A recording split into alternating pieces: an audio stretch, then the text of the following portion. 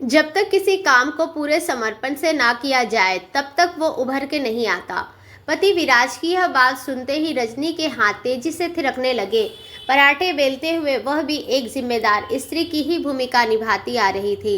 6 बरस से रसोई घर में सुबह 4 बजे ही शुरुआत हो जाती थी और रात 12 से पहले आंखों में नींद नहीं आती। वजह था उसका संगीत का अध्यापक जीवन साथी पहले सुबह 6:30 बजे विद्यालय जाता पढ़ाने को, फिर जो दौर शुरू होता ट्यूशन का वो रात 10 बजे पहले न थमता। घर की दशा आर्थिक दशा ही बदल दी थी। उसने अपनी कड़ी मेहनत से, यूँ तो कहने को उसके पिता ने 3 नौकरी बदली पर एक एक भी ढंग से ना की, और ऊपर से उनकी शराब पीने की लत, माँ की घर चलाने की जद्दोजहद देखकर वह जो काम मिलता खाली समय में करता। उसने घर की माली हालत देखते हुए अपने प्रिय विज्ञान को छोड़कर कला विषय चुना, और उसमें भी संगीत। विज्ञान पढ़ाने को धन चाहिए था और संगीत ने उसके पेट में रोटी डालने का काम किया। रात के छोटे छोटे जागरण और कार्यक्रम ने तब उसे पता चला कि संगीत बड़े आदमियों का शौक होता है। बस समर्पण में जुट गया। 4 डिग्रियां लेने के बाद उसे एक अच्छी नौकरी मिली और घर के हालत 4 पायदान ऊपर हुए। धनी परिवार की बेटी रजनी से अच्छी शादी हो गई। रजनी तो समर्पित बहू की भूमिका में भी, पर एक समर्पित बेटे की भूमिका का दबाव पहली बार इतना ज़्यादा देखा। रजनी ने विराज की तनख्वाह आती उसके ससुर के हाथ में शाम को शराब की बोतल का स्थान अब देसी से बदलकर अंग्रेजी हो गया था। साथ में सूखे मेवे उसके स्वास्थ्य की ज़रूरत थे। बाकी पान बीड़ी सिगरेट और हर शुक्रवार की पहली फिल्म के शौक अभी भी ज्यों के त्यों थे। उनकी पत्नी रमा जी भी अपने दबे शौक बेटे की कमाई से पूरे करने लगी। अब विवाहित बेटी नीता का भी असर और खर्च विराज के सिर पर आ पड़े, क्योंकि समर्पण की शर्त यह है कि अपने और अपनी ज़रूरतों के विषय में सोचना गलत होता है। विराज को भी पिता के बिना चैन न मिलता। अक्सर वो उन्हीं के साथ सो जाया करता। रजनी अपने कमरे में प्रतिक्षारण करती रहती। कोई शिकायत करती भी तो सुनवाई नहीं होगी, ये पक्की बात थी। फिर भी किसी तरह वो एक बच्ची की माँ बन गई। पर उसने पाया कि घर में उसकी और बच्ची की कैसी भी ज़रूरत और उसकी पूर्ति का कोई स्थान ही न था। अब खुश मिजाज रजनी की जगह अनमनी रजनी ने ले ली। सुविधाओं में पली बड़ी रजनी ऊपरी तौर से संपन्न दिखती, पर अंदर से वो 1 रुपये को परेशान थी। देवर ननद और सास ससुर ने न कुछ बचत होती और न ही उसके हिस्से कुछ आता, लिहाजा असर उसके स्वास्थ्य और कामकाज पर पड़ने लगा था। वक्त बेवक्त उसे समर्पण में कमी का एहसास कराया जाता। कहते हैं कि जब शब्द मौन हो जाए तो आंखें बोलती है, और जब आंखें भी बरस कर खाली हो जाए तो उसका रितापन बहुत शोर करता है। विवाह की वेदी के फेरे लेते समय जिस समर्पण शब्द ने उनका तन मन पुलकित कर दिया था, अब वही उसे ऐसे लगता मानो कानों में बूंद बूंद पड़ता तप्त तेल। बेटी भी 5वीं कक्षा में आते आते अपनी माँ की जिंदगी की कश्मकश को समझने लगी थी। विराज का हाल अब भी वही था। हाँ, रजनी ने अवश्य अपनी आर्थिक स्वतंत्रता के प्रयास शुरू कर दिए थे। उसने बेटी के विद्यालय में ही विदेशी भाषा की शिक्षिका के लिए प्रयास किया और उसे वह प्राप्त भी हो गई। वह अच्छी बात है। घर में अब दोगुनी तनख्वाह आएगी। अगर बच्चों में समर्पण का भाव हो तो घर का दरिद्र चला जाता है। मेज पर शराब और हाथों में गिलास लिए बुजुर्ग दीनानाथ की आंखों में नगद नारायण के सप्ते सितारों की तरह जगमगा रहे थे और लड़खड़ाते स्वर में बोले, अब तो रजनी बहू भी हमारे घर के नियम के अनुसार अपनी तनख्वाह हमारे हाथ में देगी कल शाम को। तब तक बैठक में गृह कार्य कर रही नन्ही जीविका ने विराज से सवाल किया, पापा ययाति कौन थे? मुझे उन पर एक छोटी कहानी लिखनी है, कल सुनाना है असेंबली में। विराज मौन रहा। उसने फिर दीनानाथ जी से सवाल किया, बाबा आप बताओ ना। उन्होंने भी उसे डपटते हुए कह दिया, अपनी माँ से पूछो। माँ बाप संतान के लिए आजीवन समर्पण करते हैं ताकि बुढ़ापे में चैन से जिए। ये उनका काम है, मेरा नहीं। जीविधा इस अप्रत्याशित डांट से सिसकियां भरकर रोने लगी। पहली बार रजनी ने निर्णय लिया। यूट्यूब से एक वीडियो खोजकर उसे स्मार्ट टीवी से जोड़ दिया और सोफे पर बैठ गई। उसे पूरा वीडियो दिखाने के बाद रजनी ने कहा, बेटा ययाति एक ऐसा राजा था जिसने अपने निजी सुख के लिए अपनी जिंदगी भर को उसका उपभोग किया ही बाद में अपने बेटे की युवावस्था को उससे पितृभक्त होने के नाम पर लेकर उसे अपना बुढ़ापा सौंप दिया। छी माँ, जीविका ने वितृष्णा से कहा, पापा तो अपने बच्चों को प्यार करते हैं, अपने मतलब के लिए कोई अपने बच्चों का इस्तेमाल कैसे कर सकता है? स्वार्थ बेटा, निजी स्वार्थ, रजनी ने गहरी आवाज में कहा। विराज को उसकी आवाज किसी गहरे कुएं से आती लग रही थी। समर्पण हमेशा सही हो ऐसा हर समय तो कतई नहीं होता। क्यों मम्मी? जीविका ने सवाल किया। राजा ययाति ने चक्रवर्ती सम्राट बनने का आशीर्वाद भले ही दिया, पर अपने आनंद के लिए बेटे पर बुढ़ापे का कष्ट क्यों लाद दिया?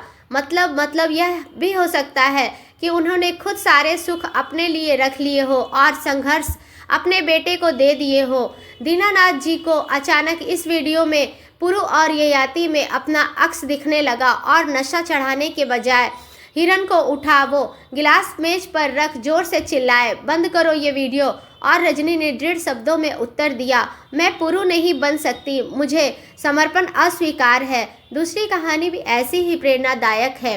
अरे 10 बज गए। चौंक कर अनु ने कहा, ये काशीबाई फिर काम पर नहीं आई। अभी सफाई, बर्तन, कपड़े सब काम पड़ा है।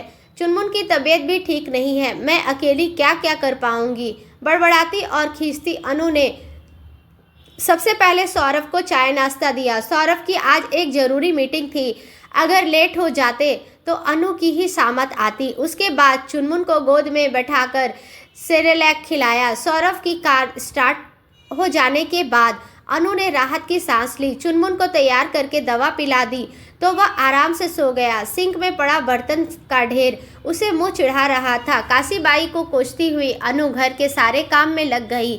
सब काम निपटाते हुए 12 बज गए। तब तक चुनमुन जाग कर रोने लगा था। उसको अनु ने दूध पिलाया और पिलाने के पालने में लिटा दिया। अब वह किलकारी मारने लगा था, खाने में क्या बनाऊं? अभी 1 बजे ऑफिस से प्यून आता ही होगा, फटाफट काम करना पड़ेगा। टिफिन टाइम पर नहीं पहुंचा तो सौरभ का पारा चढ़ जाएगा। ये सोचते हुए अनु ने जल्दी पनीर की सब्जी, रायता, पराठे और सलाद तैयार कर दिया। उसके बाद फुर्सत मिली तो नहाने भागी। नहाने और पूजा करने के बाद 1 कप चाय बनाकर पीने बैठी ही थी कि डोरबेल बजी। झुंझलाते हुए अनु ने दरवाज़ा खोला तो देखा काशीबाई खड़ी थी। आइए महारानी, मिल गई फुर्सत, सब काम को हो गया, बस बैठकर चाय नाश्ता कीजिए। बड़बड़ाते हुए अनु की निगाह काशीबाई के चेहरे पर पड़ी तो वह चौंक गई। चेहरा सूजा हुआ था, हाथ और पैर पर पट्टी बंधी थी। ये क्या काशी, फिर तेरे आदमी ने तुझे मारा? क्यों सहती है इतना? तू अच्छा खासा कमा लेती है, घर का, बेटी की पढ़ाई का खर्च तू ही उठाती है, तेरा शराबी आदमी करता ही क्या है? काशीबाई धीरे से फर्श पर बैठ गई। क्या करूं मेम साहब, कहाँ जाऊं? अब तो मेरे भी सहने की ताकत खत्म हो गई है। कोई और सहारा मिल जाता तो मैं बेटी को साथ लेकर निकल जाती, लात मार देती ऐसे करम जले को। घर छोड़ दूं तो फिर हम माँ बेटी सड़कों पर भटकेंगी। मैं तो सह लूं, पर बेटी की दुर्दशा मुझसे देखी नहीं जाएगी। अनु को दया आ गई। काशीबाई को चाय बिस्किट के साथ दर्द दूर करने के लिए एक गोली दे दी, साथ ही शाम की छुट्टी भी दे दी। चुनमुन को दूध पिलाते समय उसने जहन में काशीबाई की बातें ही घूम रही थी कि क्या औरत सहने के लिए ही होती है?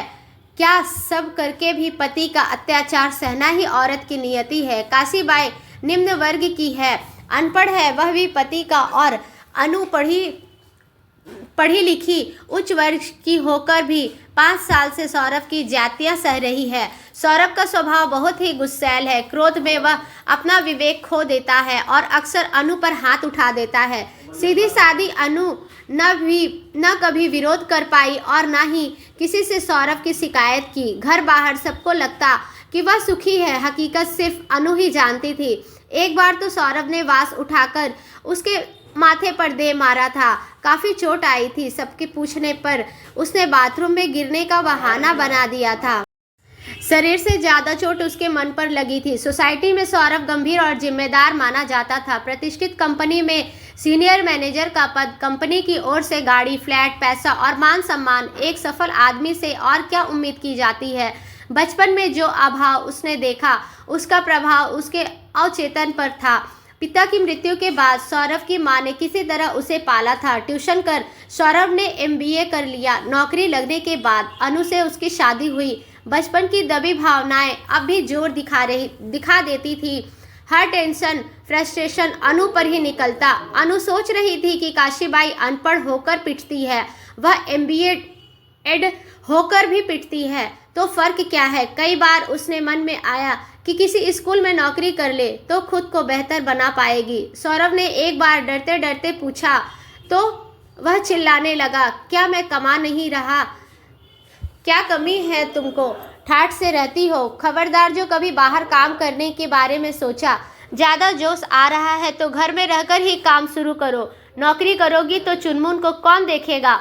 अनु मन मार कर रह गई थी, लेकिन मन में यह सब चलता रहा कि सौरभ का टिफिन भिजवाकर अनु चुनमुन को साथ लेकर टैक्सी में काशीबाई की चाल पहुंची तो देखा कि काशीबाई बिस्तर पर पड़ी थी। अनु को देखते ही काशी के आंसू निकल पड़े। आज अनु के पैर में भी जबरदस्त दर्द था। रात को सौरभ ने उसे दरवाजे के पास ढकेल दिया था। अनु ने काशीबाई को गले लगा लिया। दोनों फूट फूट कर रोने लगी। आखिर दोनों एक ही जुट की बारी थी। दोनों ही पति के जुल्म की शिकार महिलाएं थी। दोनों एक दूसरे के दुख को महसूस कर रही थी। काफी देर बाद अनु ने काशी को चुप कराया। देख काशी, अब पानी सिर से ऊपर निकल गया। अगर तू खुलकर मेरा साथ दे तो मैं वादा करती हूँ कि मैं तेरा और तेरी बेटी का भविष्य संवार दूंगी। थोड़ी देर बाद काशी बोला, मैंने सोच लिया मेम साहब, मैं इस आदमी के साथ नहीं रहूंगी। मेरे साथ मेरी बेटी का भी जीवन नर्क बन गया है। आप जैसा कहेंगी मैं वैसा ही करूंगी। मुझे आप पर पूरा भरोसा है, तो चल मेरे साथ। बस अपने और वंदना के कपड़े ले ले। आज से तुम दोनों की जिम्मेदारी मेरी है। अगले दिन अनु ने सौरभ से पूरे आत्मविश्वास के साथ कहा, इतने बड़े फ्लैट का गेस्ट हाउस खाली रहता है, कोई मेहमान तो आता जाता नहीं, वहाँ मैं क्रैच खोलूंगी। सौरभ ने हैरानी से देखा कि अनु मैं यह दृढ़ता कहाँ से आई, पर फिर भी अकड़ कर कहा, क्रैच चलाना मजाक नहीं है। चुनमुन तो तुमसे संभाला नहीं जाता, दूसरों के बच्चे क्या संभालोगी? फिर अकेले के बस का नहीं है। आज से काशीबाई और वंदना यही सर्वेंट क्वार्टर में रहेंगी और क्रैच का काम संभालेंगी। मेरी सहेली निकिता चाइल्ड स्पेशलिस्ट है, वह बच्चों की हेल्थ पर निगाह रखेगी। हम 4 लोग मिलकर चला लेंगे, आपको कोई दिक्कत नहीं होगी। अनु ने साफ लफ्जों में कह दिया। गेस्ट रूम को सुंदर गुलाबी रंग पेंट करा दिया गया। चारों तरफ सुंदर पोस्टर और पेंटिंग लगा दिए गए। बच्चों के छोटे झूले और खिलौनों की सजा कर क्रैच तैयार किया गया। फिर अनु ने अखबार में चुनमुन क्रैच का इश्तिहार छपवा दिया। 2-4 दिन में ही 5 कामकाजी माएँ अपने बच्चों को लेकर वहां आ गई। अनु ने उसको भरोसा दिलाया कि अपने बच्चे को क्रैच छोड़कर वे लोग निश्चिंत होकर अपने काम पर जा सकती हैं। क्रैच का समय सुबह 10 बजे से शाम 7 बजे तक का था। अनु और काशी मिलकर 10 बजे तक घर का सारा काम निपटा देती थी। तब तक वंदना क्रैच की सफाई और अपनी पढ़ाई निपटा लेती थी। अनु ने वंदना को प्राइवेट स्कूल का फॉर्म भरवा दिया था। सौरभ के ऑफिस जाने से पहले से बच्चों के आने का सिलसिला शुरू हो जाता था। दिन में एक बार डॉक्टर निकिता आकर बच्चों की देखभाल करती। चुनमुन को बच्चों के साथ मिल गया था। अब वह दिन भर खेलता और खुश रहता। 1 महीना पूरा होने पर जब माओ ने पेमेंट किया तो अनु की खुशी का ठिकाना नहीं था। अपनी मेहनत की कमाई अपने हाथों में लेकर वह 7वें आसमान पर थी। क्रैच के सब खर्च काशीबाई और वंदना की तनख्वाह निकालकर अच्छी खासी रकम बची थी। निकिता ने कुछ भी लेने से इनकार कर दिया। शाम को काशीबाई और वंदना को साथ लेकर अनु बाजार गई। दोनों को उनकी पसंद के कपड़े और ज़रूरत का सामान दिलाया। फिर चुनमुन के लिए वाकर और सौरभ के लिए एक शर्ट खरीदी।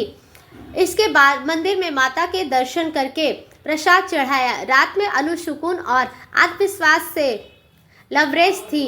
उसके कभी नहीं सोचा था कि मेहनत करके वह अपना मानसिक और आत्मिक अस्तर मजबूत कर सकती है। उसकी लगन, हौसला और मेहनत देखकर सौरभ के स्वभाव में भी नरमी आने लगी थी। काशीबाई भी अपने कमरे में बैठी यही सोच रही थी कि हिम्मत करके घर छोड़ने से कैसे उसका जीवन बदल गया।